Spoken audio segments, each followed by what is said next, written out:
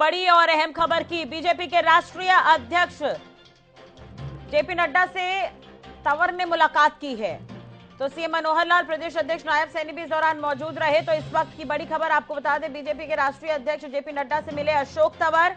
BJP आज ही इन्होंने join की है और बीजेपी ज्वाइन करने के बाद जेपी नड्डा से मुलाकात करने पहुंचे सीएम मनोहर लाल और प्रदेश अध्यक्ष नायब सैनी भी उनके साथ मौजूद रहे। इससे पहले मुख्यमंत्री मनोहर लाल की मौजूदगी में अशोक तंवर ने बीजेपी ज्वाइन की है और पिछले दिनों आम आदमी पार्टी से उन्होंने इस्तीफा दे दिया था। आम आदमी पार्टी छोड़कर अब बीजेपी में ज्वाइन हो गए हैं अशोक तंवर।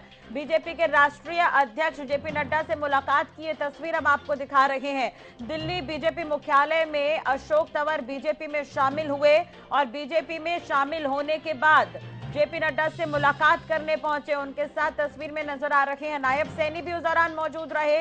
हरियाणा के मुख्यमंत्री मनोहर लाल भी उस दौरान मौजूद रहे। तो दिल्ली में मुलाकात करते हुए नजर आए अशोक तंवर जेपी नड्डा से।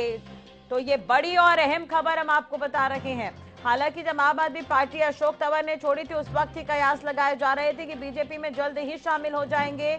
20 जनवरी को जैसा कि कहा जा रहा था कि बीजेपी में शामिल हो जाएंगे, बिल्कुल वैसा ही आज बीजेपी में ज्वाइन हो गए हैं अशोक तंवर। ये बड़ी और अहम खबर हम आपको बता रहे हैं। 2019 में इन्होंने कांग्रेस पार्टी छोड़ी थी, नाराज होकर कांग्रेस पार्टी इन्होंने छोड़ी थी और उसके बाद खुद की पार्टी बनाई। फिर थोड़े वक्त तक टीएमसी में रहे, उसके बाद इन्होंने आम आदमी पार्टी ज्वाइन की और आम आदमी पार्टी में काफी एक्टिव रहे और अब बीजेपी के हो गए हैं अशोक तंवर। ज्यादा जानकारी के लिए बात करेंगे, हरियाणा न्यूज के विशेष संवाददाता रवि काली रमन हमारे साथ जुड़ गए हैं। रवि, पूरी जानकारी आपसे चाहेंगे। अशोक तंवर पहुंचे थे जेपी नड्डा से मुलाकात करने के लिए, आज ही बीजेपी में ज्वाइन हुए हैं, पूरी जानकारी।